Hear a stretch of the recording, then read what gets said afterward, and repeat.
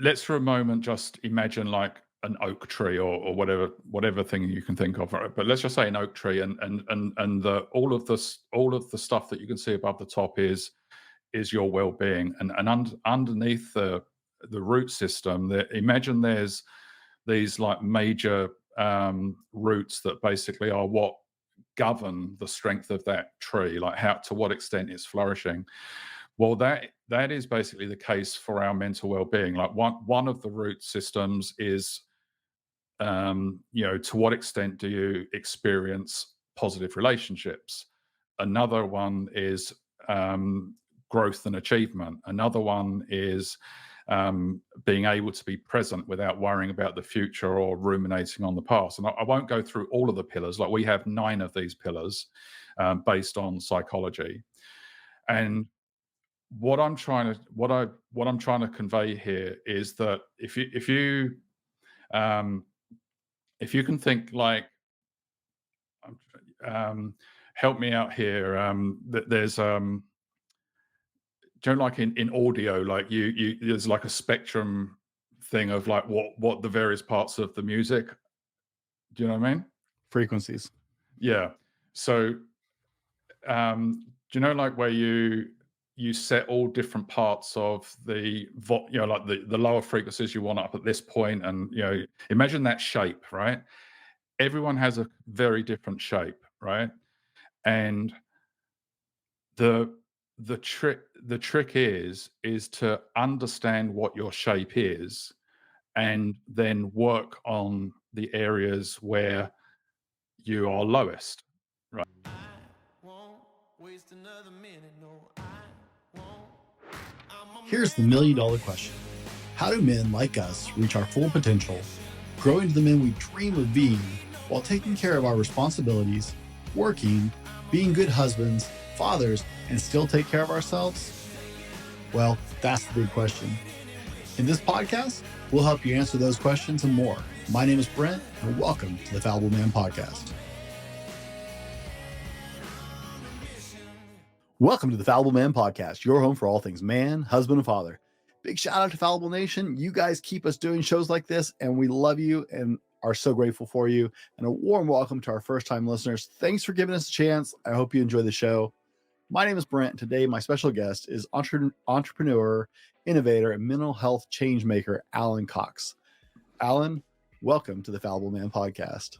Hey, thanks very much for having me on. It's gonna be a good conversation, I'm sure. I'm very excited about today's conversation, Alan. But we like to take things, ease into it a little bit. So we have the pointless trivia show question of the show, and it's just a random trivia question, and you'll take your best shot at it, and we'll figure it out at the end. How's that? Oh, I'm a bit nervous now. So the random trivia question for the show is: what state of the U.S. has the record for the fastest surface wind? Is it A, Illinois, B, New Hampshire, C, Montana, or D, Alaska? Montana. All right, guys, you know the rules. Nobody cheats. Don't look it up. Make your guess. Write it down. If you're in the car, please don't write it down while you're driving. Just make a mental note, and we'll get back to that. Now, Alan, I don't do big introductions because no one actually cares about accolades these days, and it doesn't really tell the audience who you are. So, in your own words, today, this day, who is Alan Cox? So I'm a very happily married man after 30 odd years of marriage, still with my first and ever love. I'm someone that's in a very happy place, strong mental well-being. I'm the owner of a mental health app startup, and yeah, I'm enjoying life right now. All right, and congratulations on 30 years. That is an awesome, awesome feat, especially in this modern era where you don't see that very often. Yeah. That's quite a thing. That's awesome. Yeah. I'm always excited to see when couples just make it, man. You just don't see that all the time anymore. Yeah, it's just it just feels, we've been through some obviously some really tough times, and times where that kind of connection gets really stretched. But we're now at a point in time where we've, the clouds have gone away, and the kids have moved away, and we're now onto a new chapter. And it's currently it's reading that the chapter's reading out quite well. Excellent. That is a hard transition for a lot of people, is when the kids finally move out and are off on their own. That's actually a big struggle time for a lot of couples. So, you guys are off to a good start, and that's very, very excellent. My wife and I are 22 years on at this point, and are excited for the next 22 years. Well, keep going. Congratulations. That's still very good. I'm actually really surprised these days how often I run into people and it's like, we're the old married couple at 22 years. I'm like, I grew up with people who were married for like 40, 50, 60 years, man. It just blows my mind how life has changed. Now, Alan, if you could have a conversation with anyone in history, who would it be and why? Oh, do you know what? I've been asked this question at least 3 or 4 times, and I always find it difficult to answer, because there's just so many people, I think of people like, Gandhi, when he was going through all of the struggles, and I'd love to, see how he managed to keep internal peace with so much like tragedy going on around him. Nelson Mandela, like Muhammad Ali. There's just so many people. I'm sorry, I can't give one person. I was gonna say, if you've been asked this several times, you should know this one by now. Now that's fine. I like to ask that question, but it's for this reason alone. People are so complicated, and there's so much depth to a human being, that it kind of lets you see bigger visions of who they want to be when you ask those questions. But no, I've been on the other end of the mic too, and it is a difficult question. Yeah, it's kind of like going to like a pastry stand, right? And you want to buy something sweet to eat, and there's all the every one of them looks gorgeous, right? Like, how do you pick, right? So Oh yeah. No, I get that entirely. People are funny. I actually had to start asking people not to answer Jesus, because there's in a lot of cultures, right? Christianity is prevalent, and everybody feels like that's the default answer they have to answer. And it's like, no, it's okay. Yeah, I understand. That's the proper Jesus button. Okay, yeah, you said it. Now, who else? You don't have to answer that. It just becomes funny after a while, after you ask enough people. Yeah. What is your go-to comfort food or guilty pleasure snack? Yeah, probably hazelnut chocolate, probably. Okay, hazelnut chocolate. We have so growing up in the UK, Cadbury's chocolate was the go-to chocolate, and in New Zealand, there's a brand called Whittaker's, and the chocolate here was quite hard to adjust to initially, because they put a lot less sugar in it. Mhm. Okay.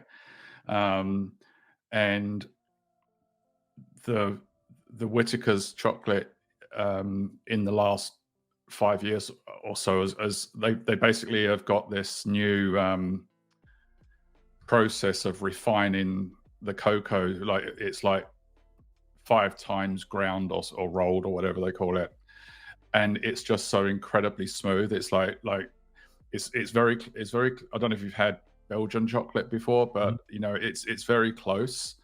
And so you've got something that's a similar price to, say, Cadbury's, very affordable, Mhm. and it's delicious, and that's not such a good thing, actually. I understand. I'm an ice cream, like that's my go-to and it's okay. What flavor? Oh, I like a lot of them. If I'm buying it commercially, I like Ben and Jerry's Chunky Monkey. Right. I grew up, I grew up with my mom doing a lot of church potlucks and Right. ice cream socials, and she would always make banana ice cream. Right. Mm. And so that Ben and Jerry's Chunky Monkey with the banana ice cream just hits that deep seated emotional memory Yeah. Yeah. of growing up with the banana ice cream. So Yeah. I don't know why, but I've kind of developed this I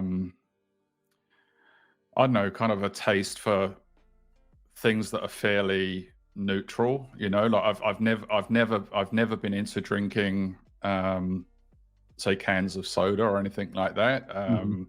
I mean, I've still got all my teeth without out any fillings at the age of 56, so it shows I wasn't really into sweets and things.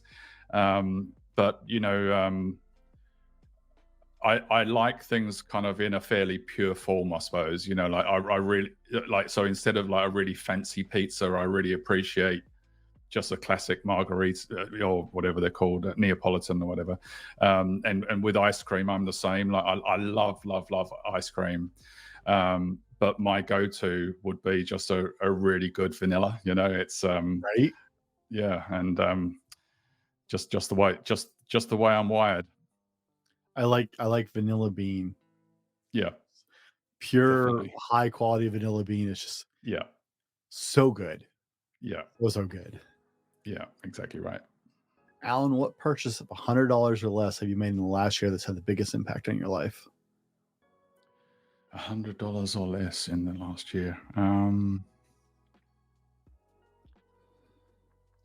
you know what? I don't actually buy much nowadays. Like when you get to my age, like I know whenever it comes around to birthdays and things, like it's a nightmare for my wife, you know, because yeah, actually I can tell you, right? I can tell you, I've got it. So right now, it gets pretty cold here in New Zealand this time of year, and when we go to bed, the bit that keeps you awake is your feet being cold, right? So about a month ago, I spent about I think it was quite a lot of money for a pair of socks, right? It was about $45 for a pair of a mix of possum and merino socks, right? And they are super thick, super warm, and they're also kind of. Do you know how like socks, like when you have them in bed, they can kind of be grippy? Mhm. These socks just slide over so you still feel really free, and yeah, they've made a big difference. They help me get off to sleep pretty quickly. Hey, sleep is important. I Yeah, never underestimate anything that helps you get a better night's sleep is high on my list of yeah, good investments. exactly. And it doesn't have to take a lot of money to get a good night's sleep. No, no, you find Just, the right combination. yeah, just better habits, you know, make your environment good. Alan, what are you most proud of? Um, I think I'm most proud of my wife for sticking with me through everything that I put her through. Like, I mean, don't get me wrong. There's never been any kind of harm or abuse or anything like that. But like through when you're when you're going through the kind of depths that I went through, you can say some pretty nasty things, right?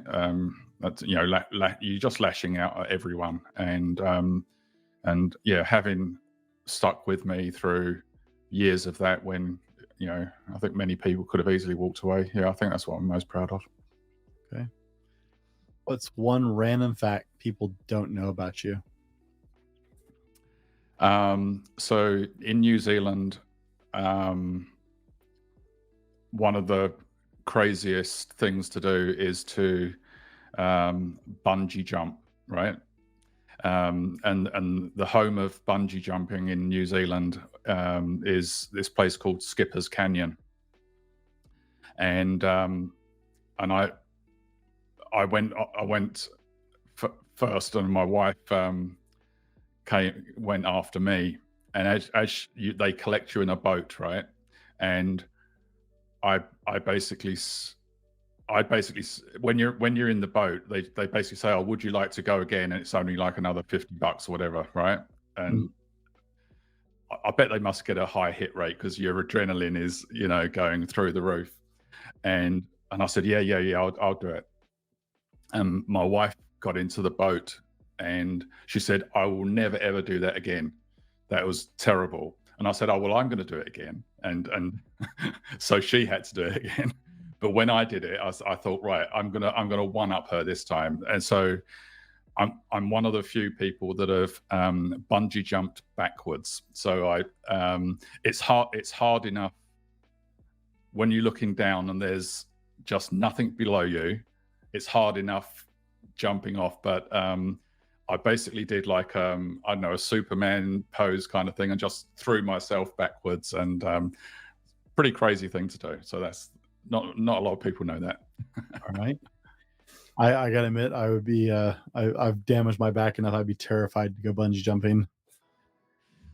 Oh, it'd probably pull it into shape. Oh no, I've broken it twice. I Yeah, just don't even play games at this point. yeah, you want to do that. I've seen videos of my friends getting whipped around like a rag doll. I'm like, Yeah, my back just starts hurting sympathetically. yeah. It's actually a lot it's actually a lot smoother than what it looks. I mean, the big thing that they tell you is to actually kind of properly dive off so that your legs, your feet are up when the tension goes. Mhm. What a lot of people do that are kind of more nervous, they just jump out with their feet going down, and that's when they get whipped around. But it's their fault because they didn't follow instructions, you see.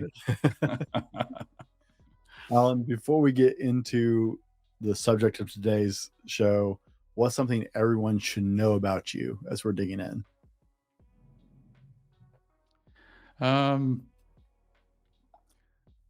What's something everyone's I think that just really around I'd like people just to know about my mission. I basically not only got myself back to good mental well-being, but I actually kind of went on to a place that has opened up so many new opportunities for me. And I kind of, you kind of feel like you've got this superpower, really. And I just want to, I've lost a friend to suicide and things like that, and I just want to give this gift to as many people as I can. So the company that I'm running now, we're already achieving that for thousands of people around the world. Like someone said to me, like, what on another podcast the other day, they said, like, what will success look like for you? And I said, look, even if I told this, sorry if I'm ranting on a bit here, You're but fine.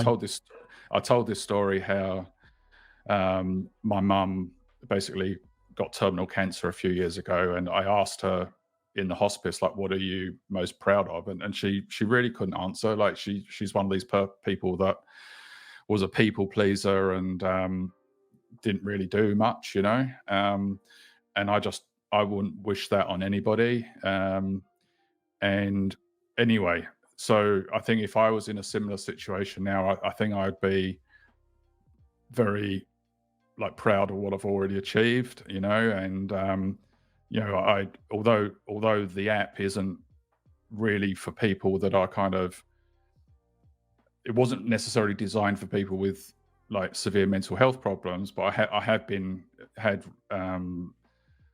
letters written to me saying, hey, look, this is what I was going through, and after a month or two of using your app, I'm now doing this. And some of those things, some of those letters, they don't actually say that, like, say I was suicidal or whatever, but you get a sense that there was, a self-harm ideation going on. And so, yeah, I think I just liked people to know that I'm already content with what I've achieved. I just want to do this for as many people as I can. Fair enough. Guys, we've been getting to know Alan a little bit and just who he is and what he's really about. In the next part of the show, we're going to dive into men's mental health and just, guys, this subject is near and dear to my heart. And so I'm really excited for this conversation. I think Alan has a lot to contribute to this space. We're going to roll our sponsor and we will be right back with more from Alan Cox. Now, before we go any further, I wanted to share with you guys, I don't always tell you how much I love doing my podcast. Like, I passionately love what I'm doing. And one of the things that makes my life better as a podcaster is to work with a company like Grow Your Show. Grow Your Show is a one-stop podcast do-it-all. Now, I use Grow Your Show for my marketing, but Grow Your Show is literally a one-stop shop. You can record your episode and just drop it off with them, and they take it from there. It's amazing. If you are interested in picking up podcasting as a hobby, or maybe you're looking to expand your business and use podcasting in that aspect, talk to my friends over at Grow Your Show. Adam will take care of you. I guarantee it. I trust him. He's my friend. He's my business colleague, and I wouldn't trust anybody else with my show. Guys, welcome back. In the first part of the show, we spent some time just getting to know Alan a little bit and what he's about. In this part of the show, we're going to dive into men's mental health. Now, Alan, to really kind of set the stage and where we're going with all this, can you tell us a little bit about you and how you ended up focused on helping other people build better mental health? Well, I guess I had, up until the age of about 40, I'd had a lifelong kind of struggles with mental health. And so I already knew how much kind of that impacts your life kind of thing. And there was an event, I basically nearly got killed in the Canterbury earthquakes, and that led to me losing my business and then having quite a severe mental breakdown. And the prognosis at the time was actually really quite bad for me, and I was kind of in a hopeless situation. And but just through like a series of events, I guess the one in particular, that I basically went on a journey of kind of learning about how my mind works and how I can fix it, and that not only took me back to a place of good mental health, but it actually produced kind of so many different unexpected other outcomes that were really beneficial to like living a more conducive and fulfilling life, right? And then so I had already been through this massive transformation myself, and I remember at the time I was doing some consulting work with like one of the local councils here, and man, like with all the red tape and bureaucracy and like narrow thinking, all this kind of stuff, it was actually starting to make me feel like worse again. And I basically thought, no, I'm not going to continue down this path. I'm going to, nip it in the bud, kind of thing. And at around that same time, there was a lot in the media about mental health. There was people like Anthony. I used to watch Anthony Bourdain, and he took his life. And then there I used to quite listening to people like Avicii. He took his life. Then a close friend of mine took his life, and I thought, look, I know that what I know now can be used by so many people to kind of escape this kind of treadmill of misery, if you like, and that's when I decided to do something. Everybody has a starting point. You almost died in an earthquake. That sounds really bad. Yeah, it wasn't nice. Yeah, it wasn't nice. But hey, right, it was kind of a catalyst moment for you to go, let's look at life a little differently. So, right? Sunny side up, if you can take the upside of something.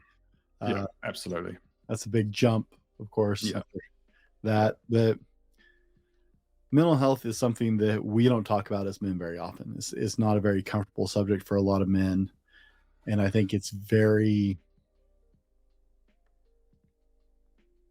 detrimental that we don't have more conversations about mental health. So it's incredible that you have taken on, I'm going to do something about this. I love that you're Mhm. doing that. So what do you think is so scary about the topic of mental health for men? Is it just the way we normally tell people to deal with it, or what do you think? I think there's a lot of different kind of forces, if you like, that kind of pull together, and one of them is kind of like this macho thing, like I need to just struggle through whatever, men aren't good at kind of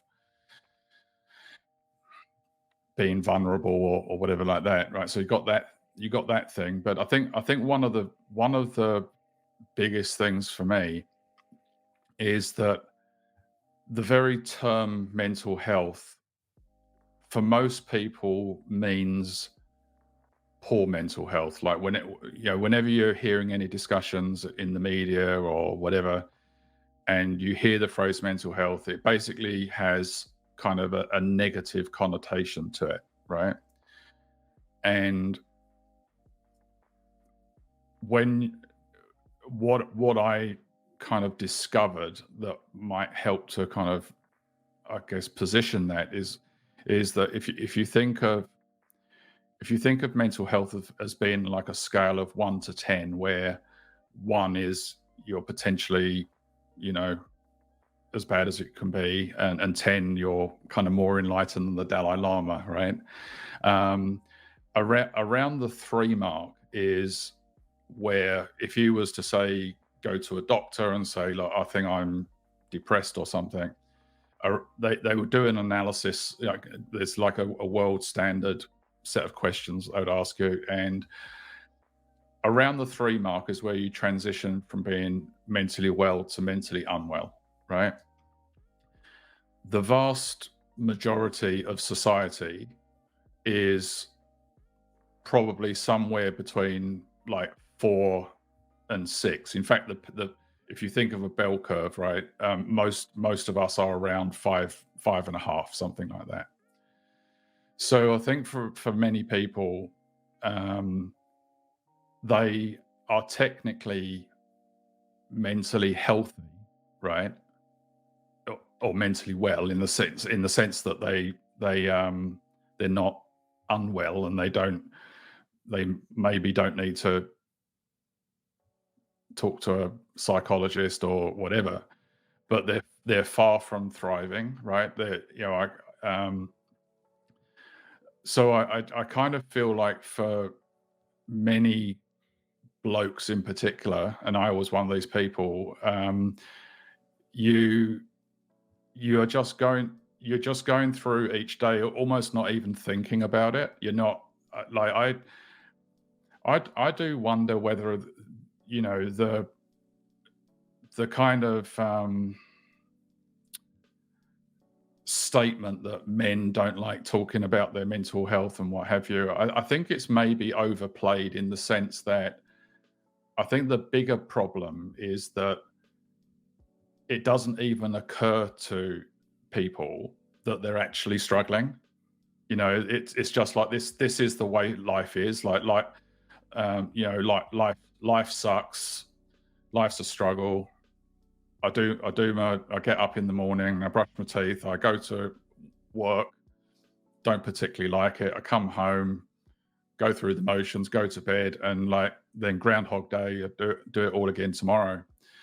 Um, so yeah, I'm not sure if that helps answer the question, but I kind of feel like it's more of a problem of ignorance. Like I say that in a nice way, but like it's a problem of ignorance, not so much around like the macho side of things. Mhm. I think that's actually highly insightful. Uh, I think our own abilities to adapt is behind that idea, right?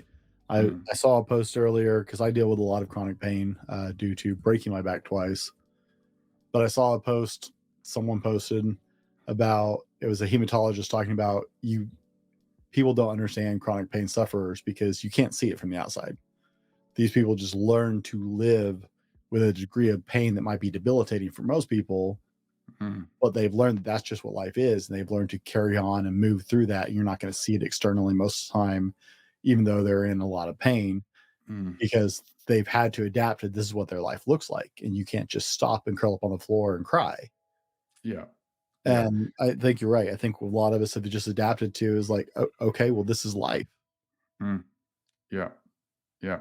I think the thing that the thing that I find like and by the way, I've also had a serious back injury and through a result of that I was diagnosed with a chronic pain condition as well. So I completely empathize with you.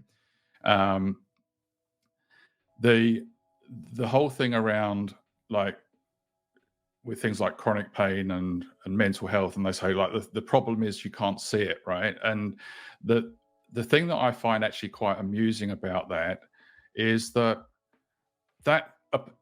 unless you've got say a skin disease or you've got a bone sticking out of your leg, that's the case with pretty much any condition that you have, right? If you've got a heart condition, you can't see it. If you've got diabetes, you can't see it. If you've got kidney trouble, like that, I don't know where that comes from. That like with mental health, like it's a problem because you can't see it. You know, well, you can't see virtually Right. like you cancer. You know, you can't see it, right? Right. And until it produce, until it goes to such a far extent that you're having to have special treatment or Exactly right. dialysis or right, unless it's gotten to that really far Mm, stages, yeah, you're absolutely right. You can't see most of it. yeah, yeah, and I think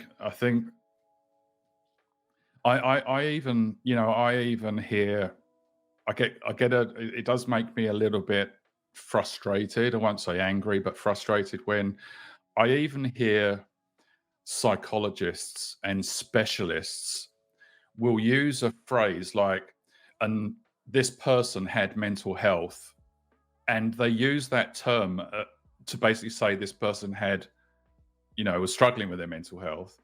But it's that constant narrative that mental health is only something that you have if you're struggling. But mental health is a spectrum, right? We all have mental health, and it has degrees of good or bad, right? 100% of your listeners right now has mental health, right? Mhm. um, and that doesn't mean anything other than they are sitting somewhere on a spectrum between 1 and 10. That's all it means. Yep. I entirely agree. That's it's one of those things. You're right. You don't think about we throw away a lot of words. We're really loose with language these days. Yeah. And so you're right. I mean, anytime you say mental health, right, that's that negative connotations are the first thing your brain goes, "Oh, yeah." Mm, Instead of going, "Okay," right? That's mm, just overall state of being is, yeah. where your mental health set that day. Are you positive? Is life feeling good to you? Or are you a Mm, little more down, right? That's still all yeah. in there, Yeah. and we throw words around a lot. Yeah. I think one of the biggest problems kind of when I think about why is so many people struggling, um a big part of it is that we were never educated about how our minds work, right? Like, so if you imagine, like, we're at kindergarten or we're at high school, you're learning about mathematics, you're learning about physics, and all of these different things. Um, understanding the mind and even developing like a toolbox of mental skills, right? And like what do I mean by that? First of all, so a mental skill to learn, just one out of 1,000, is how to not take offense, right? That so if someone says something to you that would offend many people, you can learn how to not let that affect you in any way, right? That's just one skill. If we had learned all of those things to set us up for life, then that would be a huge step forward. But the other thing is, that's kind of the counter to that, is when it comes to kind of being with or observing someone that has a struggle with their mental health, I think unlike, say, having diabetes or whatever other illness, that the big thing that happens is that that person's persona and behavior changes to like varying degrees, and that for other people in your life, that can actually be really scary. And again, they're not trained in how to deal with that. So unfortunately, one of the worst things happen is that those people often say completely the wrong things, like, look, just pick yourself up or whatever, or they withdraw, right? And then that person feels like, they're not being loved or cared for, and they're not worthy or something like that. So I think that they're the kinds of elements that really play out in reinforcing this kind of mystical area of mental health, where just people just don't understand it, and they both don't understand themselves, and they don't understand others, and that's kind of where the problems really kick in, I think. Okay. Now, in our early communications, you use the word hope, and I want to dig into that in just a little bit. But Mhm. first, we're going to go to our sponsor. So, gentlemen, we've been discussing men's mental health, and one of the important takeaways I want you to hear from this part of the show is mental health isn't necessarily a negative thing.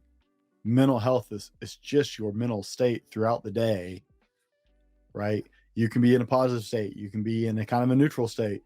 It's not all bad. We need to get away from this negative connotation of when we're talking about mental health. We're talking about your overall emotional and mental well-being at a holistic point. We're not talking about you got a problem. No, you live in a state of mental health constantly. So understand, this isn't about you're broken or there's something wrong with you. This is about living your best life. So we're going to roll to our sponsor, and we will be right back with more from Alan on mental health and resilience and tools to help you with both of those right after this. How well do you sleep at night? Do you toss and turn and wake up more tired than when you went to bed? Sleep is commonly one of the critical elements people fall short on in their life. The quality of sleep you get directly affects your ability to control your weight, your ability to add muscle, your stress levels, and your everyday job and life performance. If you're ready to move to the next level, then sleep has to be part of the plan. Check out our friends at ghostbed.com if you're ready to get your best sleep. I love my ghost bed. I've been sleeping on one for a couple of years, and has made a huge difference in how I sleep. Hit ghostbed.com and use the code TheFallibleMan30 to get 30% off your order and start getting better night's sleep tomorrow. Now, let's go on to the show. All right, guys, we're back, and we're here with Alan Cox discussing men's mental health. And in this part of the show, we're going to talk about tools for mental health and resilience. And guys, when we're talking about mental health, we're talking about overall mental health, not necessarily negative mental health. You can go through life without anything being technically wrong with you, but you may not be in your best headspace for your best life. It's not that there's anything bad. It's just like you could feel better mentally and emotionally, and you just don't even know you're not. I have to liken it to my brother ended up several years ago with walking pneumonia, and he felt bad for so long, he had no idea he was sick until he was hospitalized for weeks, because he just kept adjusting to, this is the state of my life. Your mental health is good days, it's bad days, it's average days, it's every day. And Alan is passionate about helping people live in a good headspace, because living in a good headspace keeps you living your best life. Now, Alan, I want to start with hope, because it's something you mentioned in our pre-conversations and our emails back and forth. Why is hope so critical to a successful conversation about optimal mental health? Well, for me, hope was basically tied to like a sudden realization and understanding that there is actually a path forward, right? So just so that you understand what I was going through at the time, I'd not long had like a major mental breakdown. I could only function awake for about 2 hours at a time. My speech was slurred. I couldn't walk for more than 20 yards. It was like pretty bad. And I give people this analogy of, you know, where my mind was, it was like I was in this completely black tunnel with no sense that there was, you know, what way was out, or even if there was a way out. You know, like it's just like I just don't want to be here anymore. I don't want this, right? And then a program came on TV, and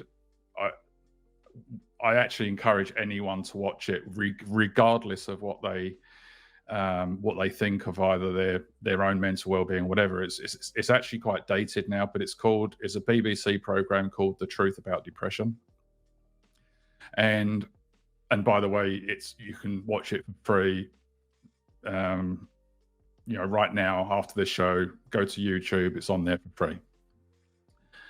And what that program showed me in the course of an hour was a few things. One was it took my mental state, if you like, and it made sense of it. Like I before watching that program, I was I wasn't even thinking. My understanding of what was going on in my head was, this is just the way I am. I'm broken. It's not very nice, and this is the way I'll be forever.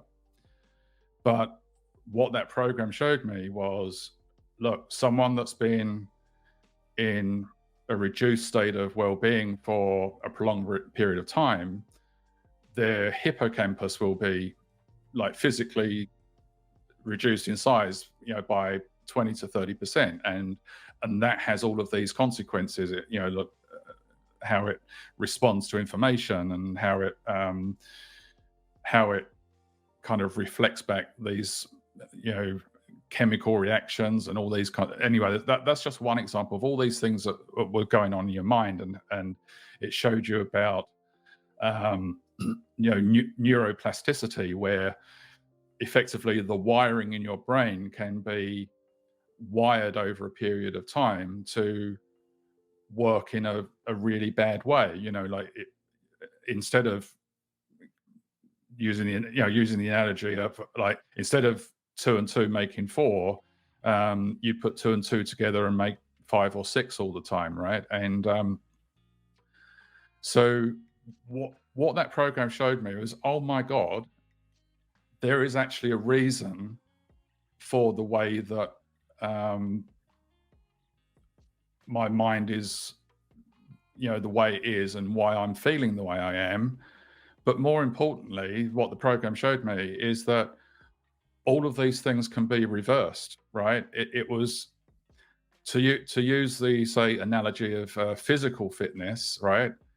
It was, you know, if you think of yourself as let's just say you haven't exercised ever, and you're maybe overweight, you're your muscles are all atrophied and all these kinds of things, that person can always get back to a state of good physical fitness and strength. And what this program showed me is you can do exactly the same thing with your brain.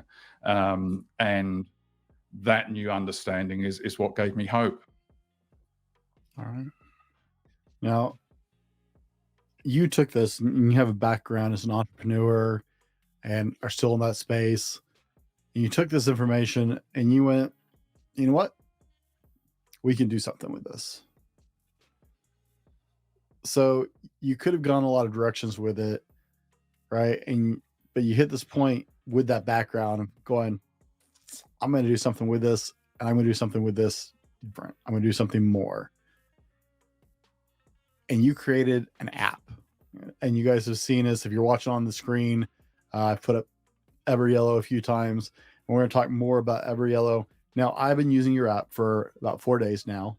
And I intend to, well, by the time this airs, I will have been using it a lot longer than that.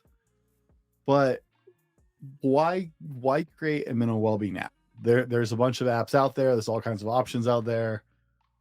What said, I need to create something new and different? So basically what happened is when there was two like really important things, I guess, is when I'd had that kind of realization about my, giving me hope and what have you, I basically wanted to start learning more about this stuff, right? And I turned to YouTube. I started, researching things like amygdala, hippocampus, neuroplasticity, all of this stuff, right? And when you're searching for this stuff, other things come up, right? And one of the things that came up is there's people on there that do these kind of compilation videos where there's all these people speaking, like Wayne Dyer, Anthony Robbins, all these different people, and they put it to this emotive music and sound and nice videos and stuff. And something in these videos resonated with me, and I made my own playlists. And when my wife went off to work in the mornings and I basically had to then go back to bed, I would put on this playlist and basically go off to sleep, right? And after a few weeks, I just noticed like a shift in myself, like a little flame had come on. And to cut a long story short, where my care workers have basically said that I could expect it to be a good year, because people that have mental breakdowns, there's kind of different degrees, and I had quite a severe one. They basically had said to me, it's going to be about a year before you can even think about going back to work part-time. I actually got myself back to work full-time within 3 months, and they thought I was kind of joking. But I didn't know what had worked, but I knew that there was something in what that messaging or whatever had done to my brain. So for a good 5 or 6 years, I had this thought, I wonder if there was something in that, right? And then I came across some research about all of these other apps that are out there, and you can go and Google it. There's multiple research studies that basically have looked at all of these top apps, and they couldn't find any evidence of any efficacy in any meaningful way. And that was really shocking to me, thinking, there's all these apps earning hundreds of millions of dollars off people, but people aren't actually being helped. So I then started looking into, well, what is it about these apps that don't work? Because I'm sure they wasn't designed with ill intention. I think, I'm sure there was good intention there. And what I started to learn was things like people just find a lot of these apps to be quite intimidating, dull. Even the most popular category of well-being apps, which is meditation apps, over 70% of people will not even entertain doing meditation for a variety of reasons. They either don't have the space to do it, they might think it's a little bit woo or religious or old school, whatever the reason is, right? So I became more aware of why these apps weren't working for people. And then I basically formed this hypothesis of, I wonder if there's something in this app that I was in my recovery. What about if we created an app that had a solid kind of scientific basis to it? It played content that was personalized to you, and that because it was a nice experience, you're actually going to spend time with the app and you're not going to give up on it. It's a joy to use. That's the main thing. Like who's going to spend time with an app that they don't enjoy using? Like you just don't do it, right? So I basically took this idea for this app is actually a world leading psychologist who actually heads up a department at the World Health Organization. And I was very fortunate to have a friend that had that relationship to connect me to this person. And I basically said, look, this is my experience. Now that I've understood the science, I think what was happening to me was I was getting an education. There was repetition theory going on. I was like hearing the same kind of messages, but within different messages all the time. It was personalized to me because I'd kind of curated it and all these kinds of things. What about if we created an app where we took people through like a questionnaire experience so that we get to understand them like intimately, and then we give them this similar kind of experience, but it's highly personalized to them. Like, and I'll be honest with you, I was completely expecting to be shot down and say, no, you're completely off the mark. Da, da, da. But to my surprise, she said, yep, that is what happened to you. That is how that experience made you into what you are today. I love the idea. This person had, these kind of people, they have like a research focus, and her research focus and all of her papers that she'd done over a period of time was around the personalization of mental health interventions. So she said, look, this is just so good. I want to actually help you as well. So that's kind of I would say to most people, yeah, you'd be mad to create another mental well-being app, because there's already tons out there. But we wanted to create one that really worked for people, and we seem to have done that. And how do you know it actually works? So it took us about 2 years to develop the app, and I have to first say that if the app didn't work and this was basically a money-making exercise, I just wouldn't be interested. I'd walk away, right?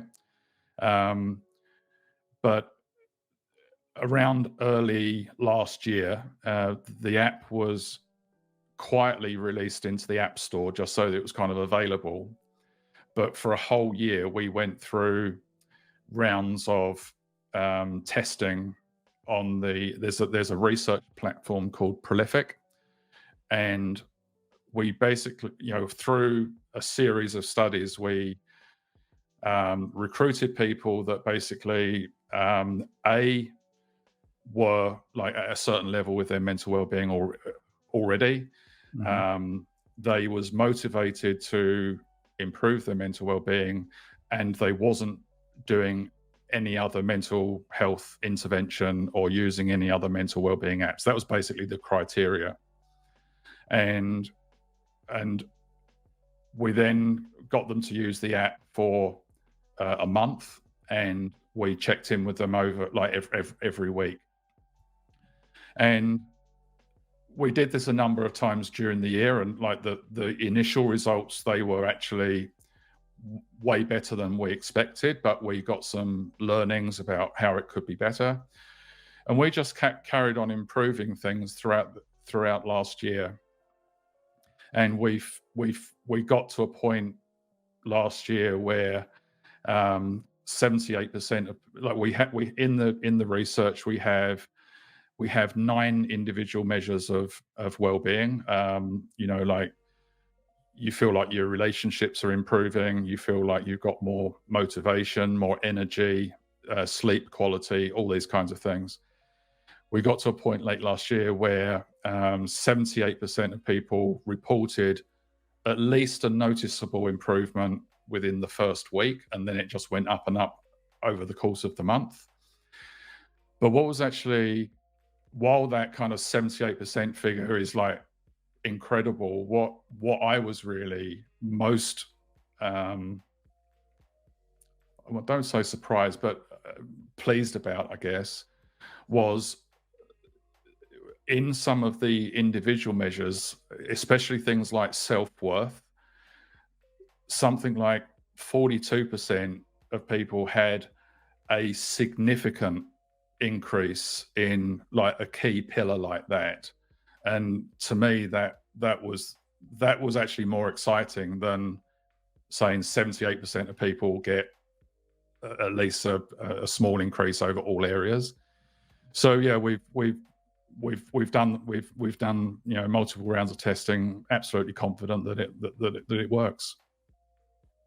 Now, guys, I'm really picky about sharing things with people without me first going through it or knowing what I'm sharing with you guys. I don't generally share apps. In fact, historically, this makes the second app I've ever shared ever in the history of this show. I'm extraordinarily picky about what we share with our listeners here, but I understand the science behind what Alan is doing with this app. I was really excited when we connected to look at the app and to actually have this conversation, because I was getting all the information about it and connecting with him about it. It's like, man, this makes so much sense, right? Now, I don't understand all the sciencey stuff. I'll be the first one to tell you that, but I understand enough of it to go, I can see how this will actually impact. Now, guys, I am using this app, like I said. This is not something I would share without doing that myself. It is incredibly user-friendly. I love the fact that you can basically set it and forget it. Like, I can do other things while I'm using this. If you know me, I'm huge about my time commitments. My schedule is so packed with so many things that it's like, am I going to sit down for 30 minutes a day and do this and stop what I'm doing? The answer is no. This is not going to take away from the rest of your time. This is not something where you're going to have to set aside an hour in your day and do nothing else and get nothing else done. Alan, I'm so excited at the way you plan this and the way you designed for that. Just that fact alone makes this incredibly valuable as a very busy individual.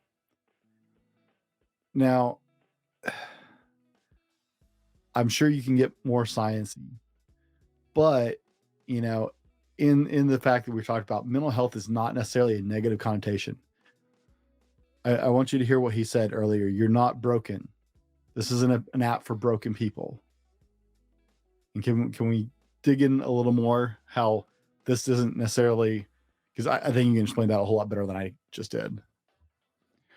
Yeah. So the way the app, so I'll answer the question kind of a bit in reverse. The way the app works is through a process called mental conditioning. And we get mentally conditioned all the time, just like the adverts on TV are conditioning you to want to buy a McDonald's or whatever, right?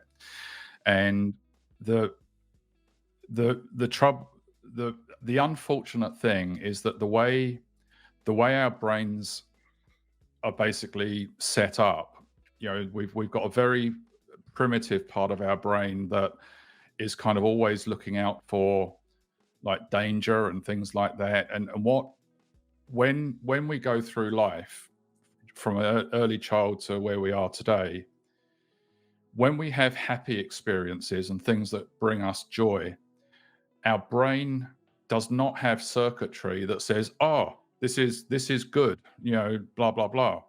But what it does do is when there's anything that it senses as kind of harmful, it will basically put that information away. So we basically build up this kind of wiring that makes us kind of very wary of the world and respond to the world in a way that's not really very helpful.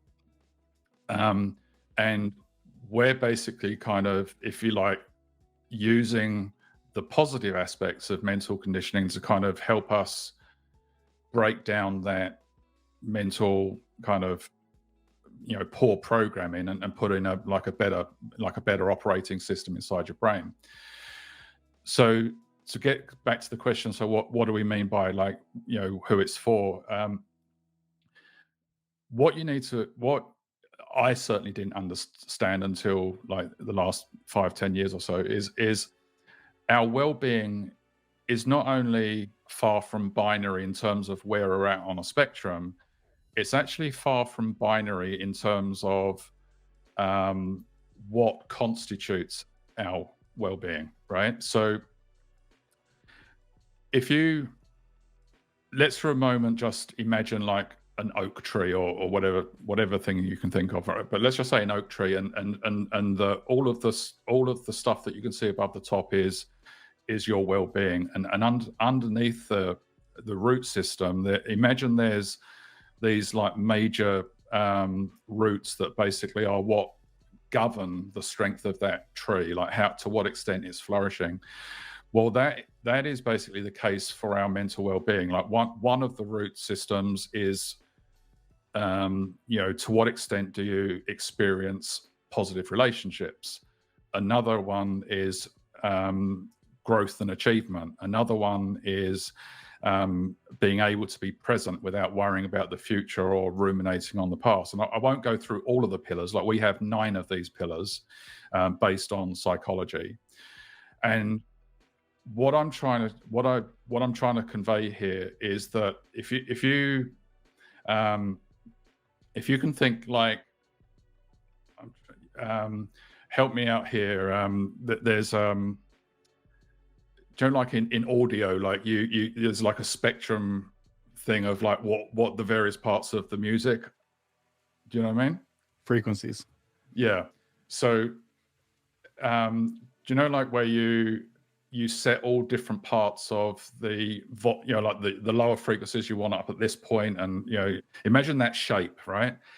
Everyone has a very different shape, right? And the trick is to understand what your shape is and then work on the areas where you are lowest, right? Because that's where the biggest impact will be gained. So let's just, for example, say that you're very low on, say, this is probably a very common one for men, right? Let's just say that you are very low on positive relationships, right? This is one of my low areas, right? I'm very, very lucky that I have a positive relationship with my wife, right? But especially that I moved halfway around the world to New Zealand, right? I don't really have any really good mates. I don't really have anyone that is always looking out for me, and and that will be having an impact, right? And just knowing that, I can then say, what am I going to do about that? Right? What, can I, so like, can I join I'm into photography. Can I join a photography club? I used to play squash. Maybe I can rejoin a squash club. And, it's really all of these things. Like another way to kind of have the analogy is like, imagine like the columns on like a, like an ancient temple kind of thing. Imagine you've got this plinth, and that plinth is your overall mental well-being, and each of the 9 columns is these facets of your well-being. If any of those are crumbling or low, it's gonna weaken that part of the thing, and your overall well-being will come down. So yeah, hopefully that's answered the question in a way that it makes you realize that it's not just where you are. Everyone is unique in terms of, what, if you take 2 people that are, say, 5 out of 10, one of them might be, say, incredibly low on self-worth, but they may never spend time, say, worrying about the future or ruminating on the past, right? You got the other person who's a 5, and they're the exact opposite of that, right? And just by kind of taking stock of where you are, and then educating yourself and helping to bring yourself up in that area, you can make pretty big gains fairly quickly. Okay. Guys, it's simple, it's user-friendly, and it's about the quality of your life. You want all of those 9 pillars to be high. And the more you can level them out, the higher quality of life you have, right? It's overall mental well-being. It's not deficiencies, it's not problems. It's about a quality of life. The way you see the world, the way you see your life, the way you see your world is all reflected in these 9 pillars. And Alan has come up with something to help us that is simple and user-friendly and fits in your day. That's really important for a lot of us. Alan, what is the next thing for you and for EverYellow? Are we continuing development even more? Are you adding new features to it? Yep. So we've we're always creating more content. So there's within each of those pillars, there's many topics that we can cover, and we always want to cover more and more topics. So we're within the next 4 to 6 weeks, there's going to be a big content update where we'll pretty much double the amount of content in there. And yes, there's some pretty exciting new features coming out as well. All right. Where is the best place for people to connect and find out more about this? If they would like to basically find out more about the app itself, then go to the website, everyellow.com. I would also just say, look, the app is free. It's not one of these BS, like we cut you off after 7 days. Like we're what's known as an impact organization. So our mission is to help as many millions of people as we can. It's not about maximizing profits. Part of that mission is that we want to make sure that money is not a barrier to well-being. So, if you're tight with money, there's no reason not to just go and download the app. I would just say to anyone, I would challenge you to just give it a go. And if I may, I'll just tell you this little story about one of my kind of business colleagues that helped out financially with the product. He's not quite a hairy biker, but he's like a biker dude, and he said to me at the beginning, "Hey, look, Alan, I really love what you're doing, but like I wouldn't use it." And then when the app came out, and by the way, this guy is one of those people that I don't mean this in a bad way. He never contacts me unless there's a reason, right? Like, and anyway, after the app went out, about a week later, I got this message or WhatsApp message come through. Alan, want to speak to you about EverYellow. And my first thought was, well, oh my God, what's he, found, And I called him and I said, what's up? He said, Alan, I basically had a go of using EverYellow, and he said, I was actually really surprised. It wasn't what I thought it was going to be. He said, I actually started using it. I didn't think I would, but I've actually started using it, and I've been using it for a week now. And oh, by the way, this guy is not an extreme athlete, but he's one of these people that goes for a run, and every time he goes for a run, he times himself on Strava, right? And he said, I'm definitely, this is after a week, he said, I'm definitely feeling better. He said, but I've also just run my best time ever, right?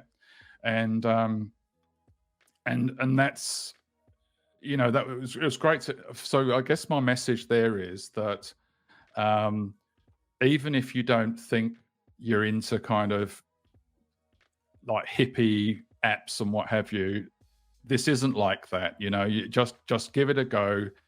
Even if you don't like the messaging, you can turn the messaging down so it kind of gets through subliminally. And how it will actually impact you, it can impact you in many different ways. Everything from more energy, motivation, better relationships, whatever. It's, as I said before, everyone is different, and the impacts will be different for everybody. All right. Alan, thank you for taking the time to be on the show today and hanging out with us. Thank you for your work with EverYellow. I think you guys are on to something very powerful there. I think it's going to change a lot of people's lives. I think it's going to help a lot. So thank you. Yeah. Yep. Certainly hope so.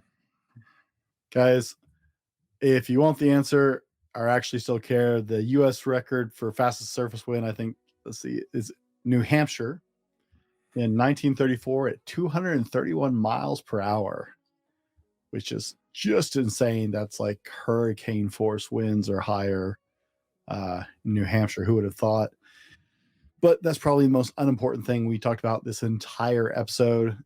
Guys, take care of your mental well-being. Okay, it is so much more than one little thing. It is quality of life, and as you raise that up, everything gets better. Take care of yourself during the silly season. We love you guys. Be better tomorrow because of what you do today, and we'll see you on the next one. This has been the Fallible Man Podcast, your home for everything man, husband, and father. Be sure to subscribe so you don't miss a show. Head over to www.thefallibleman.com for more content and get your own Fallible Man gear.